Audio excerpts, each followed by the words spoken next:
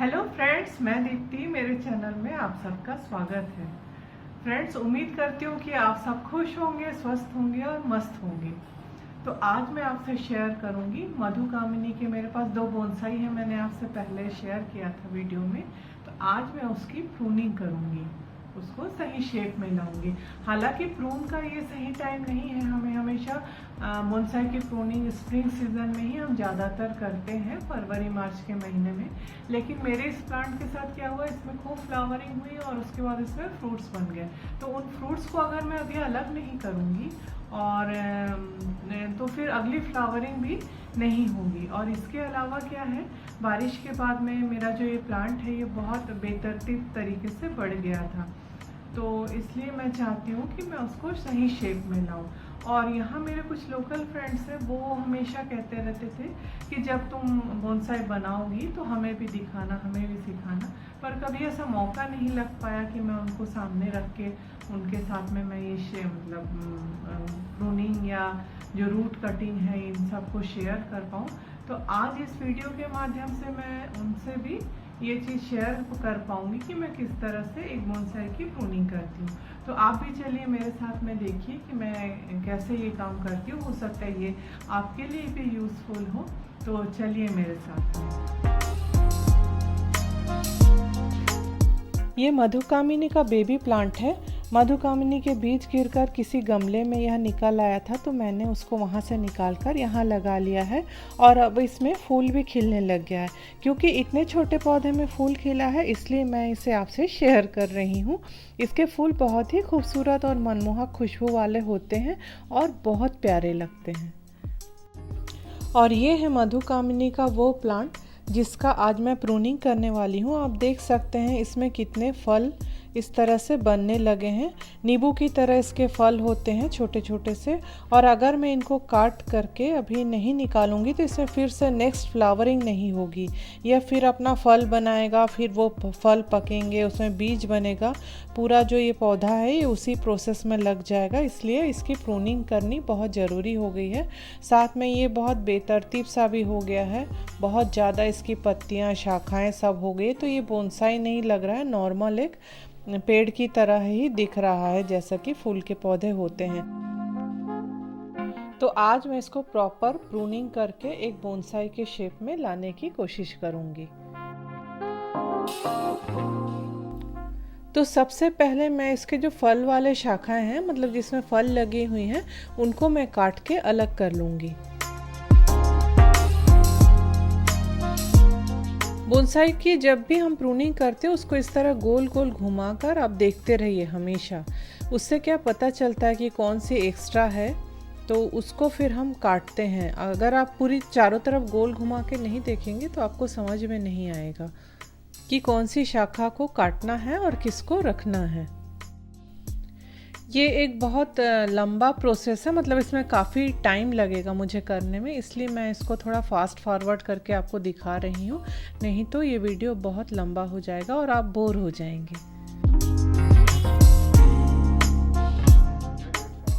सारी फल वालों शाखाओं को काटने के बाद और पौधे को एक गोल शेप देने के बाद ये देखिए काफ़ी कुछ अब शेप में आ गया है। जो इधर उधर से निकली हुई शाखाएं थी वो सब कट के अब ये एक पूरा शेप ले लिया है।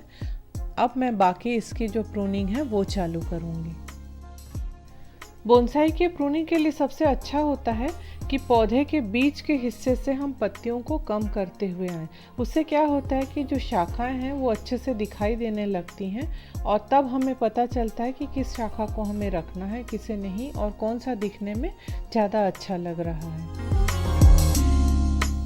ये देखिए बीच की पत्तियों को निकाल देने के बाद इसकी शाखाएं इस तरह से दिखने लगी है।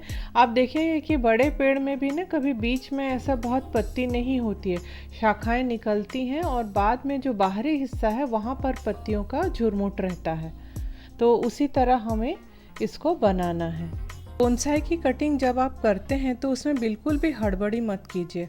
आप आराम से सोच के कीजिए। एक दिन में पूरा नहीं होता, आप 2 दिन 3 दिन का समय लीजिए, उसको देखते रहिए और जहां आपको लगता है कि नहीं यहाँ कटिंग की ज़रूरत है आप फिर से काटिए।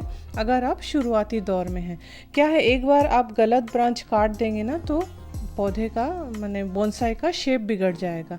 लेकिन फिर भी वैसा चिंता कुछ करने की ज़रूरत नहीं है, क्योंकि फिर कुछ दिन बाद नई शाखाएं भी आएंगी, लेकिन फिर आपको थोड़े दिन का इंतज़ार करना पड़ेगा। बोनसाई बनाते वक्त उसको एक निश्चित शेप में रखना ये बहुत ज़रूरी नहीं है, क्योंकि पेड़ जो है वो एक नेचुरल चीज़ है, और नेचुरल पेड़ जो होता है वो कई तरह के शेप लिए हुए होता है। वो कभी भी एक ही आकार में बंधा हुआ नहीं होता है। कुछ पेड़ों को छोड़कर, जैसे नारियल, ताड़, सुपारी, इनकी शेप हमेशा एक सी ही रहती है। इसलिए ये आपकी इच्छा के ऊपर है कि आप उसको किस शेप में रखना चाहते हैं। अपने बोनसाई प्लांट को आप उसी हिसाब से प्रून कर सकते हैं।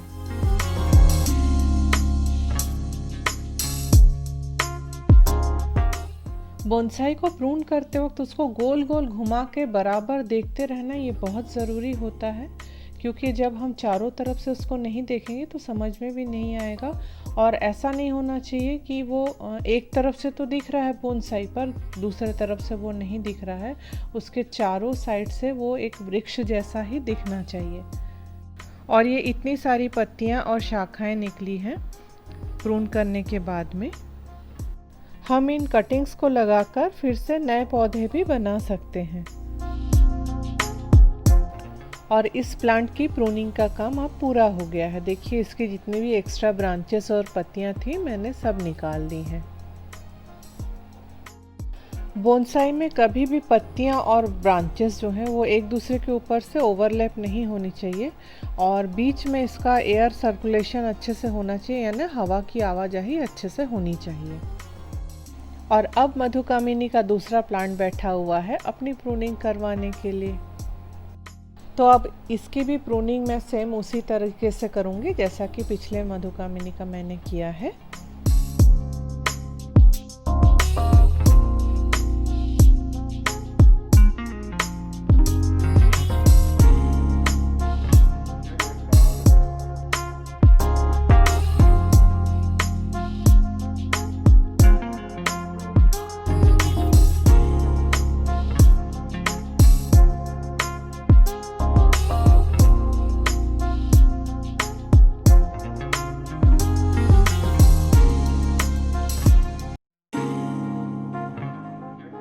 और इस तरह मैंने इस मधुकामिनी की प्रूनिंग भी पूरी कर ली है। देखिए, ये प्रून करने के बाद में अब कितना खूबसूरत दिखने लग गया है।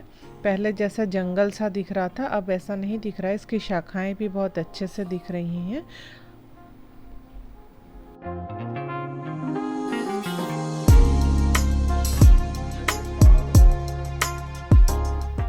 इसके बाद मैं इसका पॉट भी बदल दूंगी। इसकी जड़ों को मैं बिल्कुल भी डिस्टर्ब नहीं करूंगी, केवल मैं इसको इस गमले से उठाकर दूसरे गमले में रख दूंगी। तो वो भी मैं आपसे अभी शेयर करती हूँ मैंने किस तरह से किया ये। अब मैं केवल ये करूँगी कि इस पॉट में से मैं प्लांट को निकालकर केवल दूसरे वाले पॉट में शिफ्ट कर दूंगी, और उससे पहले मैं इसके ड्रेनेज होल में है एक जाली लगा दूंगी, जो नेट मैं लगाती हूँ आपको दिखाई उसके पहले भी। और ये पूरा प्लांट निकलने के बाद में देखिए इस तरह से ये निकल के आ गया है, और फिर मैंने इसको उस पॉट पे रख दिया। अब इसके जो किनारे की खाली जगह है उसमें मैं पहले से तैयार मिट्टी जो है उसको मैं डालकर ये गमले को पूरा भर दूंगी।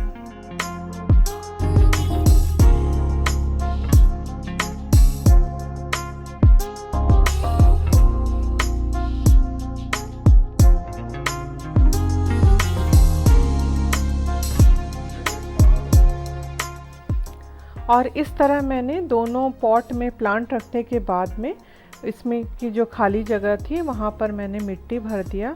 और अब बस इसमें पानी डालने की ज़रूरत है। मैं इसमें पानी डाल रही हूँ। उसके बाद मैं पत्तियों को धोने के बाद इसकी मिट्टी में भी अच्छे से पानी डाल दूँगी, और बस फिर ये तैयार हो गया है सजा कर रखने के लिए।